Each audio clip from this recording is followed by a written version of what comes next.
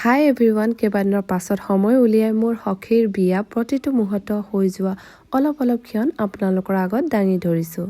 কিমান যে দিনৰ মূৰত ফাইনেলি মোৰ সখীৰ বিয়া ওচৰ চাপিল আৰু সেইবাবে ৰাতিপুৱা তাইৰ ঘৰলৈ বুলি যাবলৈ ওলাইছোঁ। তাই আৰু মোৰ ঘৰ বৰ বেছি দূৰো নহয়, কিন্তু আজিৰ দিনটো একেবাৰে তাইৰ চকুৰ আগত নাপালে তাইতো খং উঠিবই। আৰু সেইবাবে ধুমধামেৰে কি পিন্ধা হ'ব তাকে সকলোবোৰ বস্তু সামৰি তাইৰ ঘৰলৈ বুলি ওলালোঁ। আজি পিছে বিয়া নহয়, আজি তাইৰ টোপোলা পেলোৱা আৰু এনগেজমেণ্ট। আৰু এয়া গৈ থাকোঁতে দেখিছেই নহয়, এইখন গাড়ীয়ে আমাৰ গাড়ীখন আগবাঢ়িবই নিদিয়ে। এনেই দেৰি হৈছে, তাতে আকৌ ঠেলা গাড়ীতকৈ লেহেমকৈ আগবাঢ়িছোঁ। আৰু আধা ৰাস্তাতে কেৰলীলাকো লগ পালোঁ। তাই আৰু মই গৈ ঢেৰ প্লেন কৰিছোঁ, আজি কি কৰা হ'ব, বিয়াত কি কৰা হ'ব। গৈ পাই দেখিছোঁ তাইও ধুনীয়াকৈ ওলাই আছে,